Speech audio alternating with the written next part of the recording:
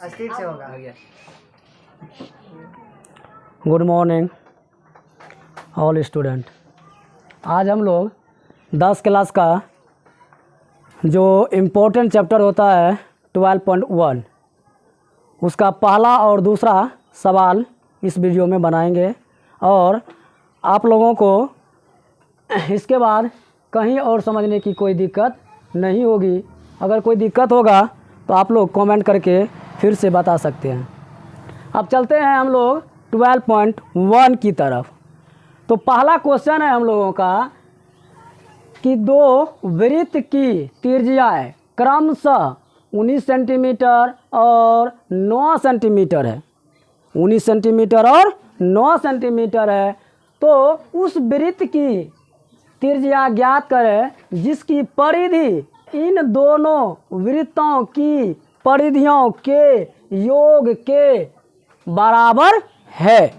मतलब ये कहने का इसका हुआ कि दो गो वृत्त की मतलब त्रिज्या दिया हुआ है ना, और वो जो है वो दोनों का अगर परिधि उसका निकाल के जोड़ देते हैं और जो तीसरा वृत्त की परिधि निकालेंगे वो बराबर हो जाएगा। मतलब दो वृत्त की जो परिधि होगा वो तीसरा वृत्त की परिधि के योग के बराबर होगा। ठीक है, तो इसमें हम लोग क्या पहले त्रिज्या मान लेते हैं कि पहले वृत्त की त्रिज्या R1, क्योंकि 3 को वृत्त दिया हुआ है इसलिए हमको R1, R2, R3 मानना ही होगा। ठीक है, नहीं तो वैसे भी निकाल सकते हैं, परिधि नहीं मानेंगे तो 2 पार 2 पार 2 पार 2 पार करके निकाल सकते हैं अलग अलग। फिर तीनों को जोड़ के दोनों को जोड़ के बराबर तीसरा के कर देंगे तो वहाँ से भी मेरा त्रिज्या निकल जाएगा। तो हम क्या करते हैं, उससे पहले मान लेते हैं। माना पहले वृत्त की त्रिज्या बराबर R1, नहीं इसको सेंटीमीटर लिख सकते हैं, R1 सेंटीमीटर। दूसरे वृत्त की त्रिज्या R2 सेंटीमीटर। तीसरे वृत्त की त्रिज्या R3 सेंटीमीटर। इसी को हम क्या बोलते हैं, नए वृत्त की त्रिज्या, नए वृत्त बोल सकते हैं। ठीक है, नया माना क्या हुआ, दूगों को जोड़े तो नया बना ना, इसलिए इसको हम नया वृत्त की त्रिज्या बोल सकते हैं।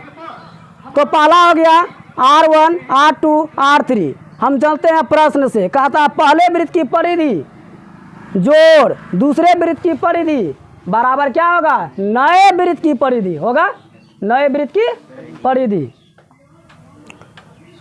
कोई दिक्कत? तो अब क्या करते हैं कि परिधि क्या होता है, 2 पाई R। क्या होता है, 2 पाई R। 2 पाई R होता है। तो 2 पाई R का मतलब हो गया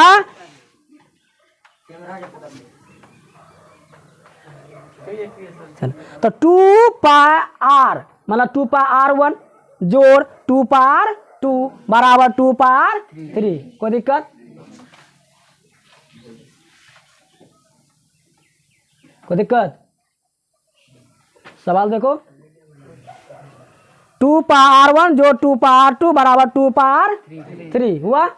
अब क्या हुआ, यहाँ से 2 पाई यहाँ से 2 पाई कॉमन ले लेते हैं। कॉमन मतलब क्या होता है, जो दोनों में समान है ना। तो दोनों में समान है 2 पाई और 2 पाई दोनों में समान था। R1 प्लस R2 बराबर क्या हो गया, 2 पाई R3। यहाँ से R1 प्लस R2 ये गुना में था, इधर आके क्या होता है, भाग में। क्या होता है, तो ये हो गया मेरा कि 2 पाई R3 बट 2 पाई। यहाँ से 2 पाई कट गया, यहाँ से क्या बचा, R3 बचा नहीं। R1 यहाँ से दिया हुआ है 19 सेंटीमीटर, R2 यहाँ से दिया हुआ है 9 सेंटीमीटर, R3 नहीं दिया हुआ है। तो यहाँ से क्या लिखे, 19 जोड़ 9 बराबर R3 बचा। तो 19 और 9 कितना होता है, 28। नहीं तो 28 सेंटीमीटर हो गया। तो 28 सेंटीमीटर बराबर क्या हुआ, R3। 28 सेंटीमीटर बराबर क्या हुआ, R3 हुआ ना, हुआ कि नहीं हुआ? बताइए।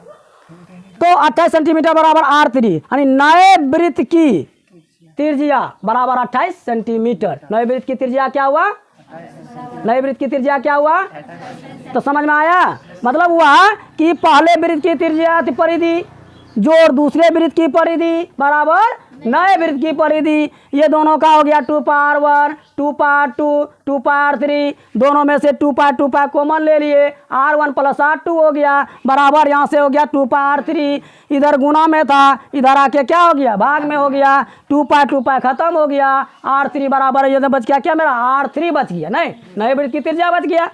तो इसका मान दिया हुआ है 19 सेंटीमीटर, इसका मान दिया हुआ है 9 सेंटीमीटर, ये दोनों को जोड़ दिया 28 सेंटीमीटर, यानी नए वृत्त की त्रिज्या बराबर क्या हो गया 28 सेंटीमीटर। नहीं, बहुत ही इंपॉर्टेंट सवाल है। अब चलते हैं इसी पर, इसका दूसरा सवाल है, क्या है इसका दूसरा सवाल हम लोग का दिया गया है, इस पे से निकाल लेते हैं।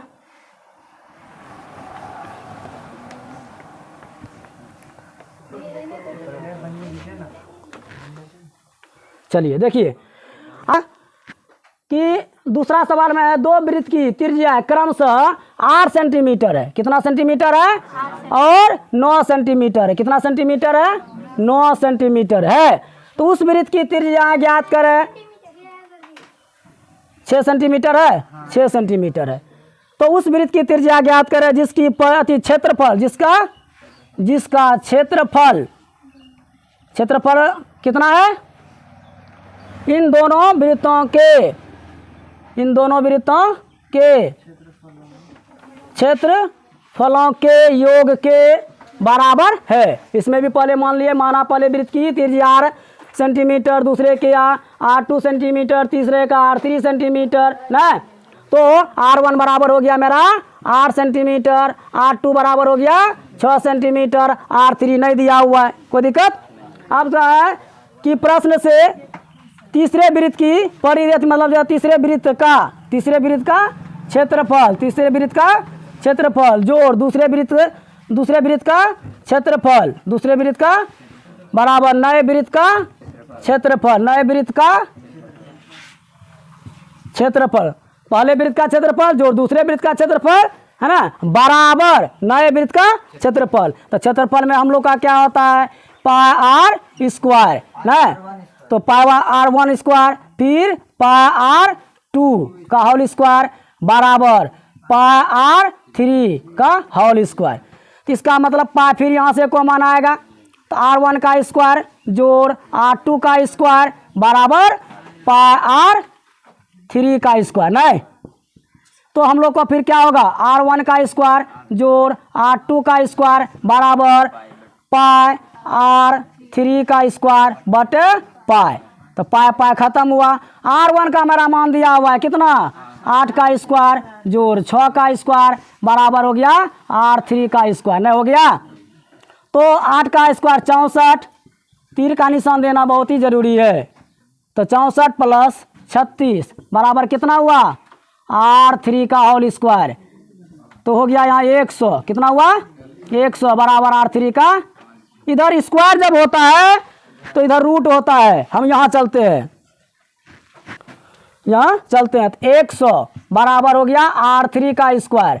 तो हम लोग का r3 बराबर क्या हो जाएगा 100 का रूट ओवर 100 मतलब 10 गुना 10, 10 का मतलब क्या हुआ 2 गो 10 में से 1 गो 10 निकलेगा, यानी r3 बराबर इतना हुआ। यानी नए वृत्त का त्रिज्या, नए वृत्त का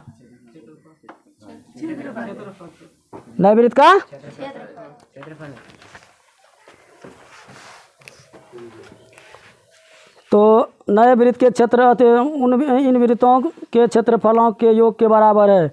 तो त्रिज्या निकालना था खाली, तो नए वृत्त का त्रिज्या बराबर 10 सेंटीमीटर आंसर हो गया। इस तरह से हम लोग आज इस वीडियो में 12.1 का एक्सरसाइज मतलब जो 1 नंबर और 2 नंबर सवाल बनाए। अगले वीडियो में इसके आगे वाला सवाल को हल करेंगे। Thank you.